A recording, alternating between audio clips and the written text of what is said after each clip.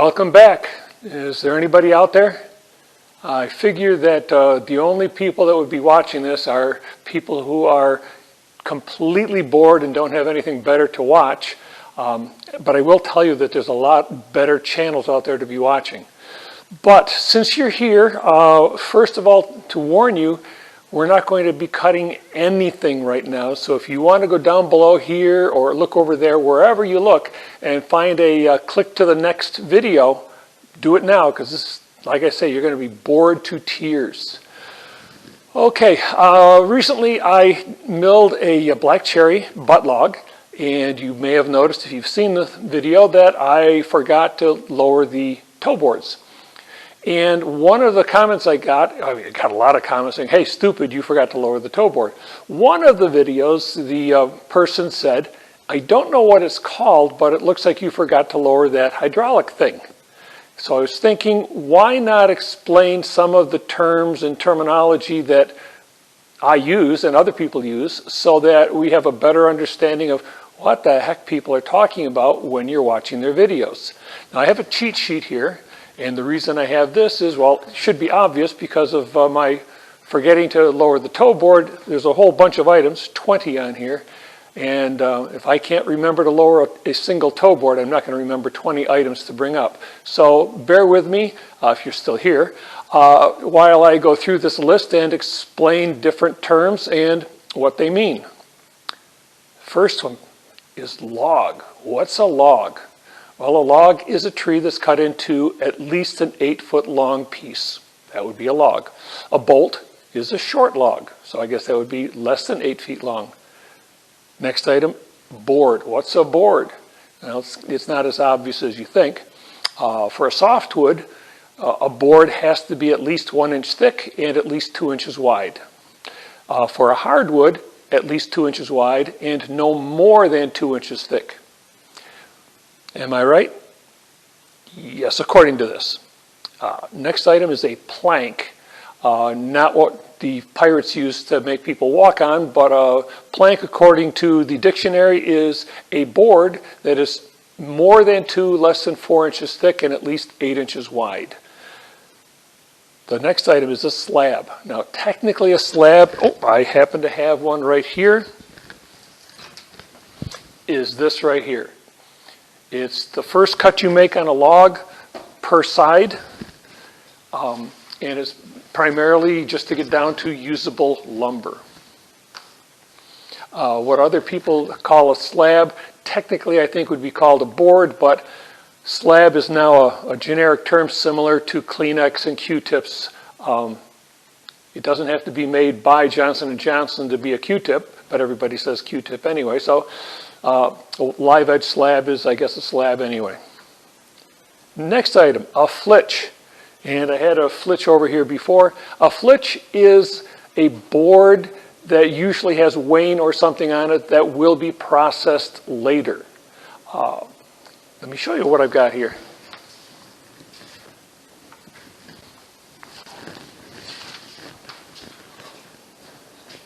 Real quick, like this would be a flitch because I will be putting it on the mill and I'll be edging it to create a board.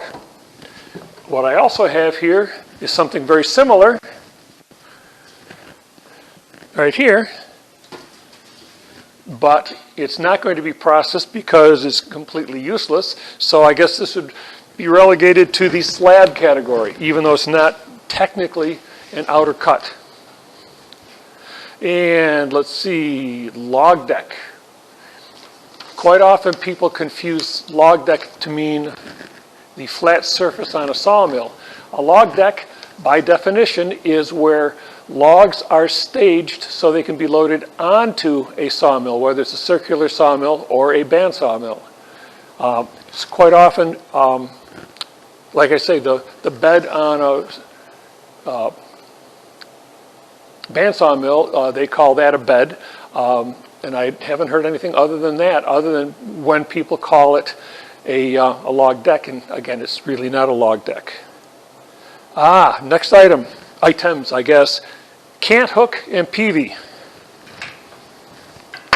This is a cant hook. It has a hook on the end, and it has a flat end on the end, that's why it's called an end, with some type of teeth or tooth mechanism for gripping, and primarily is used in a sawmill environment, but can be used in other locations. Peavey, on the other hand, looks very similar to a cant hook, except it's got a sharp point on the end. This was invented by Joseph Peavey, thus the name Peavey. And this was invented primarily for log drivers to be able to separate logs, not necessarily in a sawmill, going down the river or in a pile. You can wedge this in between two logs and pry them apart. And we've got a mosquito here. Believe that? Middle of March we have mosquitoes. Okay, now here's one you're going to really enjoy, a cant. What's a cant? Now I know you think you know what it is. I know I did, but let's go take a look. Okay, if you're anything like me, when you take a look at these 6 different profiles, these profiles were cut out of a little tiny piece of log that I have here. Just pretend that they are 8 feet long or something like that. So, when you look at those profiles, like myself, you're going to say, oh, well right there's a cant because it's got 4 sides on it. So, let's take that away because everybody's going to agree that is a cant. Well, now we have 5 profiles left. Are these cants? The answer is yes and no. If you are going by OSHA, any log that has at least 1 straight side cut is considered to be a cant. So that means 5 of those profiles right there is a cant. If you go by the U.S. Department of Agriculture, this is not a cant, and this is not a cant because according to them, it has to have at least 2 sides at an angle. That has 2 sides, but there's no angle. So here we have a 2-side, 3-side cut, and this is an 8-side cut. So all of these are cants. So basically, if you see a profile that's been cut, at least 1 cut, you can say, hey, that's a cant. And if somebody argues, you can say, well, of course, I'm going by the OSHA regulations and not by standard regulations, whatever that means. I hope that was beneficial and helpful. While we're on the subject of cants, many of you sawyers out there quite often are looking for a certain cant size, and there's an easy way to figure out how big of a cant you can cut from a round log.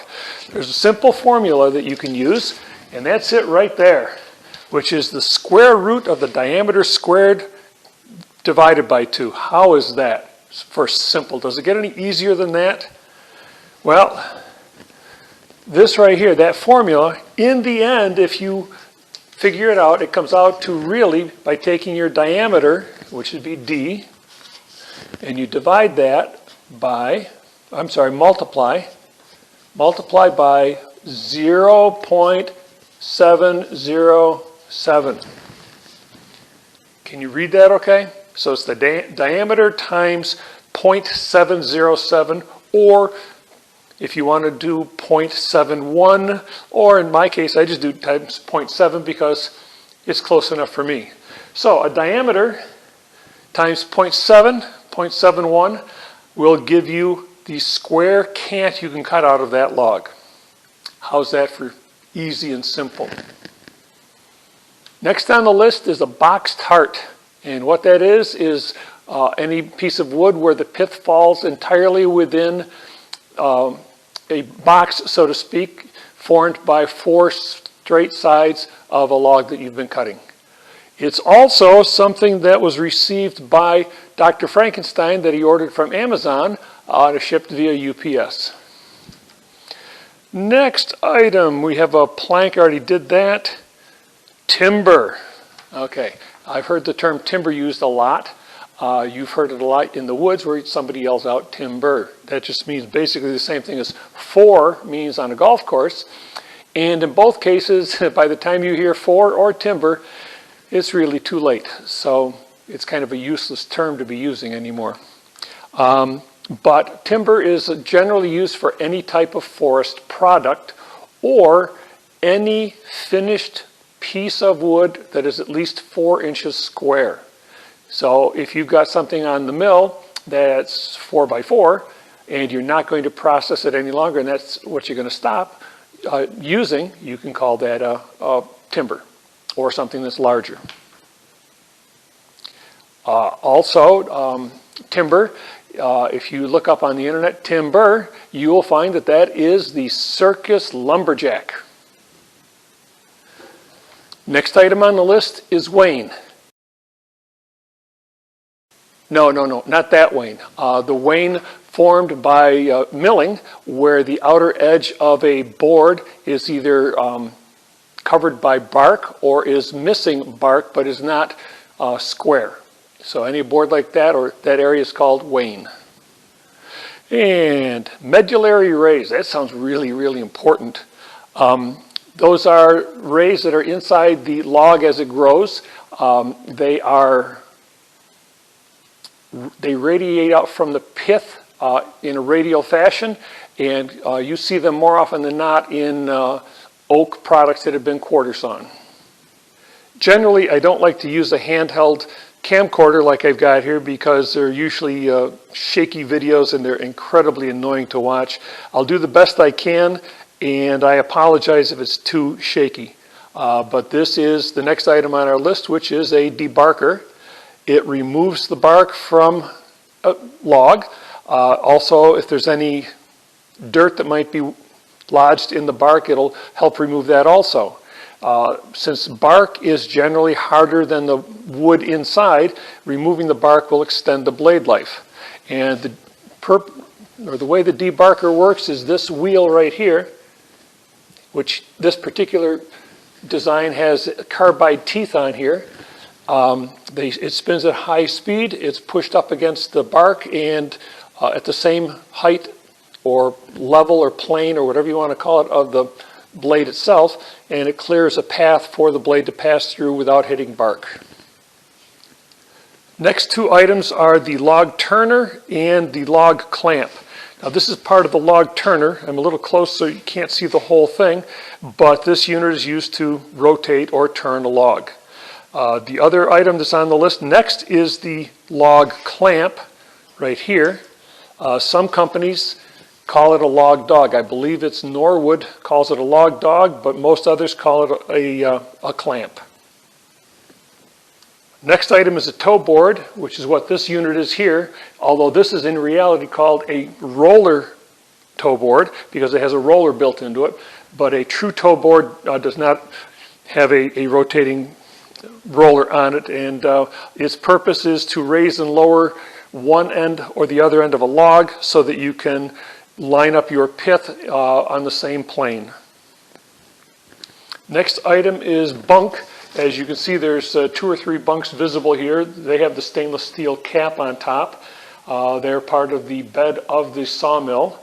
Another definition for bunk is a cross beam on which logs rest on a trailer or truck.